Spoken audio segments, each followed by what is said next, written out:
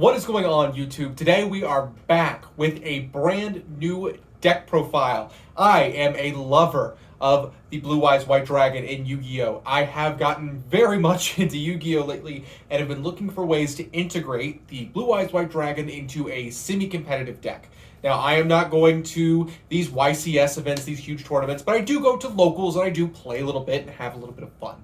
When I do that, I do like to win at least a couple matches of the day, or at the very least, a single game.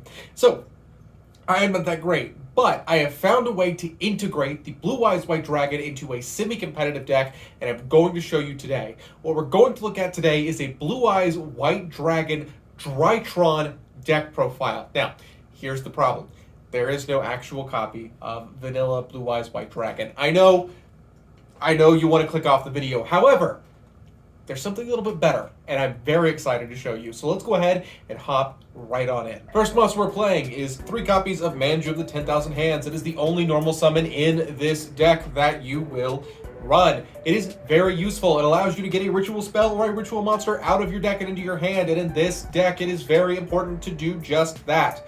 It is remarkably useful as a combo starter, or just an additional resource to drain out someone's, draw out someone's Ash Blossom, someone's Ghost Ogre, anything like that. People will immediately go for an Ash on Manju thinking you don't have any other resources, then lo and behold, you go into your actual combo. Next up, 3 copies of Drytron Alpha Thubin. This is the most important Drytron in the deck. It is the combo starter to end all combo starters. Oh my god, Light Bulb. Say hi, Light Bulb. Alright, say bye, Light Bulb. There you go. Good one. Next up, Drytron Zeta Aldaba. Got it first try. Anyways, second best Drytron card in the deck. Fetches out the ritual spell. If you don't have him, you can't go anywhere. However, it is a lot of times a brick. And I'll show you why later on. Next up, 2 copies of the least important Drytron, Delta Alteus. Great for an extender. It is a free draw out of the deck and helps you get things in the graveyard. When you're playing Drytron, remember, the graveyard is just another resource. However, a lot of times it's not that useful because you have to have 2 ways, 2 ritual monsters or at least a ritual spell in the hand to summon this thing on the field. It is, or to use its effect when it's summoned, I guess. It's very, very annoying. Next up, one of my favorite Drytron, not the most important, but definitely my personal favorite, Drytron Gamma Eltanin.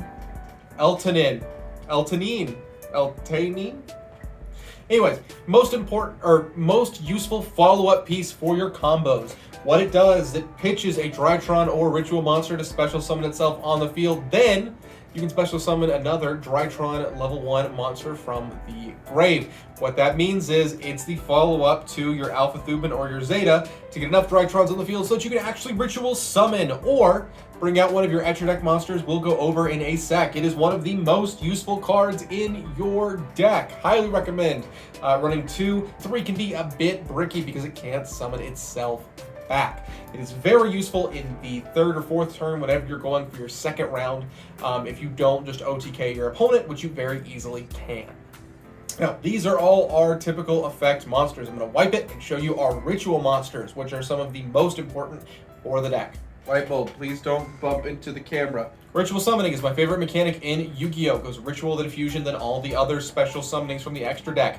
I think they're the most interesting because they do require an additional resource. It feels like you're playing a very particular deck. You're sacrificing something to be able to ritual summon, First ritual monster I'm going to show is Drytron Meteonus Quandrakids. In my experience, it is the better of the 2 ritual monsters. First off, it is a back row wipe, so if someone is trying to hold infinite impermanence, a lot of times it can bait that out, which is important for this deck. Also, if it's destroyed, you get a 2 free summon of materials in the grave, 2 of your Drytron monsters. That's really good. Also, it has 4,000 attack. 4 and 2,000 are really important for this deck build based on how it ritual summons. So it's a very, very, very good resource to have. You can actually use one to summon the other. It is remarkably useful in this deck. Highly recommend running 2 copies. Next up, 1 copy of Drytron Meteonus Draconids. Definitely the more fun version of the 2. A lot of times, a lot less useful version of the 2.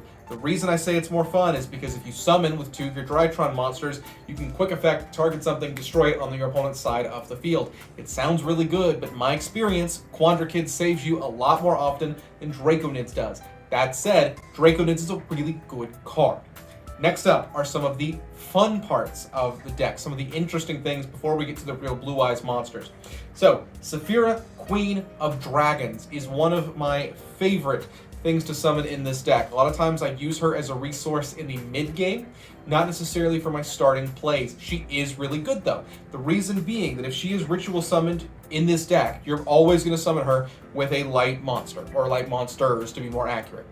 When you do that, she gets some cool effects. You can draw 2 cards, then discard 1 card. That's really good during the end phase, I should clarify. Or you can discard 1 random card from your opponent's hand. This can bite you in the butt, but can also be really, really cool. Finally, she can add 1 light monster from the graveyard to your hand. If you do that during your opponent's turn, you are setting yourself up for your next turn's combo. It is stupid good. I love Saphira. I run 1 copy of her because you're only ever going to need 1 copy, and it's very situational, but it's great when it goes off, and you're going to love it. Next is the hand trap, the searchable hand trap in this deck, I might add.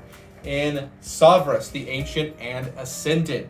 If you have a ritual monster that is targeted, quick effect, you can discard this card and negate the activated effect that targets it. This is really, really useful in this deck. You will never summon it. You should never summon it. Never summon this card. There's no use. It has 2600 attack in this deck. That is really, really low.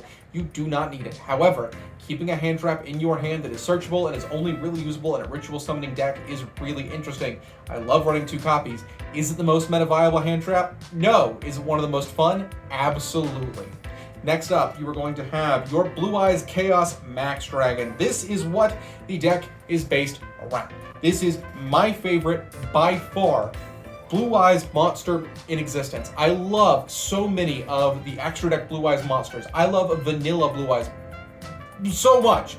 It's one of my favorite cards, probably my favorite card of all time, but in terms of actual gameplay, Blue Eyes Chaos Max Dragon is my favorite. It is hard to get rid of. It swings over almost everything, and it does double piercing battle damage.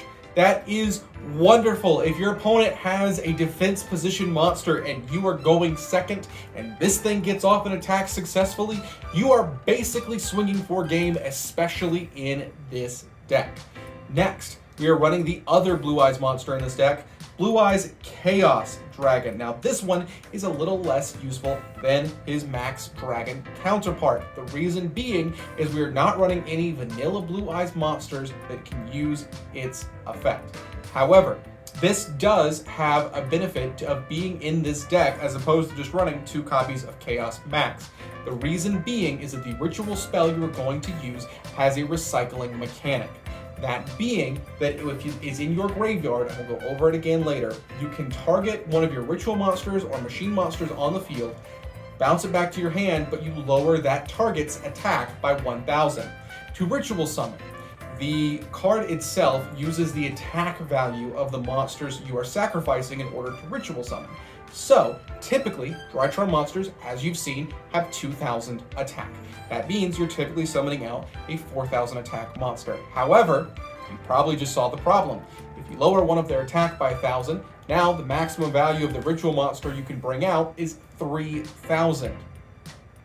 That's where Chaos Dragon comes in. It is also hard to get rid of. It is also 3000 attack, meaning as a second ritual summon in your turn, it is perfect. Or if you're starting a combo on turn 3 or 4 and you're trying to recover your board, maybe it got broken or anything like that, Blue Eyes Chaos Dragon is a wonderful reset tool for you. 1, it's hard to get rid of. 2, it's pretty strong at that 3000. Now, unfortunately, it has a pretty great effect. If a Blue Eyes White Dragon is used to summon it, that's never going to happen in this deck, but still 100% worth running. That said, let's go ahead and talk about the traps, and then finally we'll get into the spells we're running in this build. It is a pretty spell-heavy build, fair warning. The only trap we're really going to worry about running in this deck is Infinite Impermanence, one of the best for going second decks. Drytron does very good going second. Being able to negate a monster's effect from your hand is wonderful. Setting it is also really useful. People only typically use the middle then far left, then far right, spell or trap columns. This is important. Infinite Impermanence, if flipped over on your opponent's turn, is able to negate that column. So, if someone activates, an emergency teleport as their second spell or second move in the game, all of a sudden you negate whatever is face up on their side of the build, you negate their E-Tele, and you are crippling their playstyle. I love Infinite Permanence. It's the perfect situational, but also very broadly useful trap. I adore this card. I have so many copies. I wish I had my misprint copy out, but I love this thing. Next up are the spells. We're running a very spell-heavy version of the deck. As you can see, it's pretty thick. First up, we're running 2 copies of Meteonist Drytron. That is the ritual spell for this deck we talked about earlier. 3 copies is bricky, 2 copies is perfect. You will see this card in your hand or get it out with Zeta or Preparation of Rites, which we do bring in for Savros and Saphira. This is remarkably useful. It also recycles itself. It can be used as a way to draw an additional card thanks to Drytron Delta. It is just a beautiful, beautiful ritual spell. It's the only reason why a ritual deck can work in the year 2022. Next up is 1 copy of Drytron Nova. You can run more. I don't think you need to. Special summoning a Drytron monster this way is pretty much useless, especially when it destroys itself in the end. It can be great if you bricked out in your hand. However, typically 9 times out of 10, you don't need this card. It can be a good combo extender. It can also be a good way to bait out someone's Ash Blossom and Joy Spring. However, aside from that, I don't think it's that useful. Next up, we're running 3 copies of Dark Ruler No More. One of the most annoying things in this game is monster effects you're facing. Being able to negate the effects of all face-up monster your opponent currently controls is really, really useful at just allowing your combos to go full swing. It is stupidly helpful in a lot of matchups, especially against things like Branded or the new upcoming Sprite deck, which I cannot wait to go up against. Love this card. I don't know why everyone side decks and doesn't main deck. I think it's wonderfully useful to see in your hand. Absolutely adore it. Great going first, or great going second card in general. Absolutely must run. Next up, we are running 3 copies of Preparation of Rites. It is one of the most useful searchers in the deck. The reason being is because it can bring out your hand trap. However, this is not just for searching Savros and Saphira, as useful as that can be. Also, when you get those ritual targets to your hand, you can then get your copy of Meteonist Drytron out of the grave without using its recycling effect. By doing that, you can then get up to 3 ritual summons in a single turn. That is remarkably useful, while also searching your hand trap to your hand. But that is not the only reason why you want to search Savros or Saphira. We need this also to get targets for our Drytron effect monsters to summon themselves to the field by pitching either a Drytron or a ritual monster. Having those targets searchable really means that you're kind of running 37 cards in this deck, or however many -3, because these are pretty much just free summons or free protection, however you want to think about it. Next up, one of the most important spells in the game is Cyber Emergency. Being able to get your Drytron effect monsters to your hand is remarkably useful. It is much more useful than Drytron Nova, which is why I really recommend using Drytron Nova first, have that get negated, then go in for Cyber Emergency, because in your hand or in your graveyard is much more useful than special summon in an attack position to the field where they can't activate their effects. Next up are some generic one-ofs that are really important. First off, Call by the Grave, one of the most important generic cards in the game in stopping hand traps, which can really mess up this deck. Next up, Foolish Burial, one of the most important constant recycling cards in this deck. Being able to send a Drytron from your deck to your grave, or a ritual monster from your deck to your grave so that you can summon it off of Meteonist Drytron is really, really useful. It turns this deck from a 40 card deck to a 39 card deck, or however many number I've not counted. Next up, Monster Reborn. Really good way to keep resources back on the field so that you can use them to pitch for other Drytron monsters. Is really useful, a lot more important than Drytron Nova, because typically when you're using Monster Reborn, it means you've got other combo pieces in the grave, whereas Drytron Nova doesn't necessarily mean that. Next up, 3 copies of Drytron Fafnir. That is one of the most important field spells in the game of Yu-Gi-Oh! It allows you to add things to your hand, spells or traps. We don't run hardly any Drytron spells or traps, but we do run Meteonist Drytron, the most important ritual spell, which once again is why we don't need to run 3 copies of Meteonist Drytron, no matter how many online deck builds tell you to do so. It is not that important. Alright, well, let's break down to the main deck. Let's go ahead and hop into the extra deck. First up, the most important extra deck monster you're going to run is Mu Beta Fafnir. This allows you to use 2 or more of your Drytron monsters to bring itself on the field through disease summoning. Then you can pitch 1 Drytron monster from your deck to the grave. Remember, in Drytron decks, the grave is a very important resource. When you do that, you're either sending a Drytron main deck monster to follow up on combos, you're sending Meteonis Drytron to ritual summon in this deck, or you're sending one of your ritual monsters to prepare for its actual ritual summoning. Now, the reason I say 2 or more is because it's really important, if you can, and you won't always be able to keep a resource attached to Drytron Mu Beta Fafnir, because on your opponent's turn, if this has 1 resource or 1 Xyz material, and your opponent activates a spell card, you can detach it and negate that as long as you have a ritual monster on the field, or a machine ritual monster, which 9 times out of 10 you're gonna have. All right, if things look different, no they don't. So let's talk about the Zeus pack, which we're running in this deck. So 1 copy of Lyrilisk Assembled Nightingale, 1 copy of Kiki Nagashi Fucho. Both of these are just easy ways for your level 1 monsters that are lingering on the board to go into Divine Arsenal AA Zeus. In addition to Zeus himself, we're also running 1 copy of Downard Magician. Downard Magician is just an additional resource to add on to Zeus to use his board wiping effect. Now, Zeus is also really cool because he is a machine light monster with 3000 attack, meaning your copy of Meteonis Drytron can be used to special summon out your copy of Blue Eyes Chaos Dragon using Zeus if he's out of material. Let's talk about some generic cards to run. Link Karibo and Relinquished Anima are great if you have lingering Drytron monsters on the field. Link Karibo I don't like as much as I like Relinquished Anima, just because I like Relinquished Anima's effects a little bit more. Link Karibo basically just negates battle damage for that attack that turn. Relinquished Anima is really good because he can bring and take control of 1 of your opponent's monsters, basically change of heart in card form. Love him to death. It is a little bit risky because it does require use of a specific monster zone from your opponent, but 9 times out of 10 people don't care or pay attention to monster zones anymore. Next up, 1 copy of Nightmare Phoenix and 1 copy of Nightmare Unicorn. Don't have it on me right now. 1 copy of Lion of the Light Charmer, just because of how prevalent light monsters are in this current meta and these decks. And finally, 1 copy of Boral Sword Dragon. One of the most important cards in this deck. There are so many times we're going to have 4 resources out on the field, or 3, 1 of them being like one of your level 2s. Really easy to go into Boral Sword, who is just an oppressive offensive force. Really good if he's not destroyed in the battle phase, and just preventing you from getting OTK. Really, really useful. Absolutely love Boral Sword Dragon. I use them in so many different decks. Really, you could probably also go for Access Code Talker. Really, you could also go for Access Code Talker. I prefer Boral Sword just because I like the design more, but in a lot of ways, Access Code Talker is more useful, so it's kind of to each their own. Next up, we have what I like to call the Dragons package. So it all starts with Draglubion, which, thank God, I got a reprint and is no longer $30.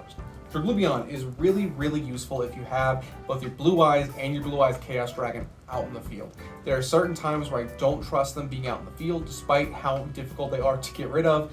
I just really prefer having Draglubion to go into to bring out number 38 or number C107 Galaxy Eyes Tachyon Dragon. Now, eagle-eyed viewers might notice that is not number C107 Galaxy Eyes Tachyon Dragon. The reason being is because I ordered number C107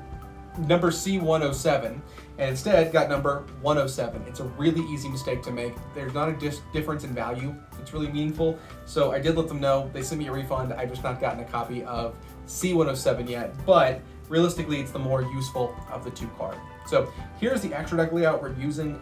Everything's very situational except for Mu Beta Fafnir. I really, really, really like Mu Beta Fafnir. I think there's only 14 cards here because I'm probably going to get another copy of Mu Beta. It's remarkably useful. I love it to death. There's never a situation in which I don't want to bring that out. So I'm probably going to just run 3 in this deck. I think it's really useful. This package right here, I think, is one you're going to see probably the least.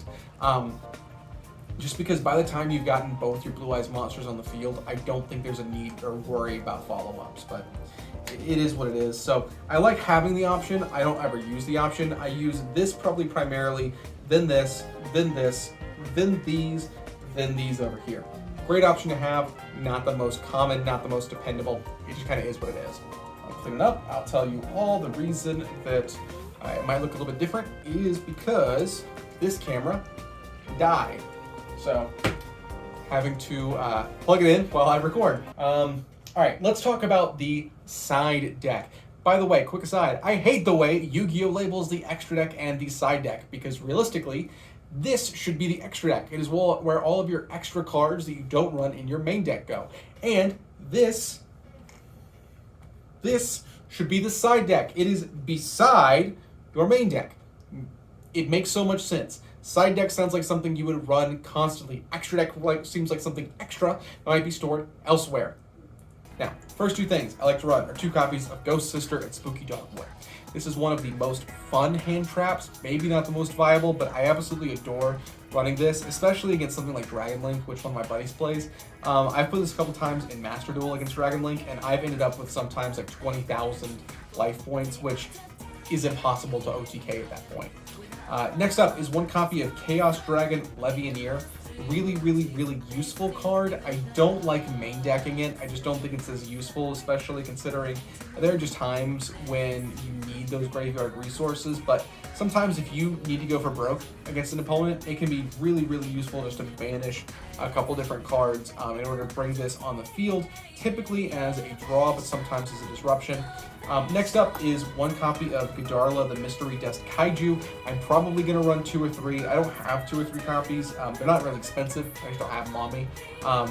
Recommend this if you're going up against Flow Underease, which is not as big of a deal outside of Master Duel. However, at my locals, there's one person I know who's always going to play Flow Underease, and getting over that barrier statue of the Stormwinds is really, really important for this deck.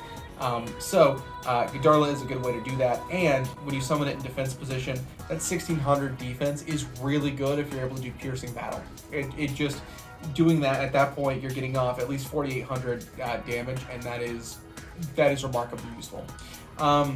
Next, Dogmatica Punishment. Really good, especially considering we have all those dragon cards that we just don't need to bring out most of the time. They're really good to send off of Punishment just to disrupt your opponent. Left a couple in the box. That's all on me. Next up, 3 copies of Dimensional Barrier, because there's so many different types of summoning mechanics this game just doesn't use, or this deck just doesn't use. Synchro is a huge one to prevent something like Baron de Fleur. You've also got, Link Summoning is not really used that much in here. Fusion Summoning is hot right now. This deck doesn't Fusion Summon at all. There are some builds that do, using, Millennium Eyes Restrict, I think, which is just a really useful play to go into. But Dimensional Barrier in general is just a really beautiful card. You can use it to block Xyz summoning. I typically recommend against it since Mu Beta Fafnir is really important, but it is what it is. And finally, 1 copy of Change Apart. I think this is a good side deck card for every Yu-Gi-Oh! Deck. It is just perfect because it's really, really hard to stop. There's not a lot of cards that have protection against changing sides of the field. Granted, there's targets, there's stuff against that, but most high-level boss monster cards don't even predict targeting at this point. So, really love it. In general, that is the deck. I hope you all enjoyed. If you have any comments or suggestions on how to improve it, please let me know in the comment section down below. And like we always say here on the channel, I hope to see you around sometime.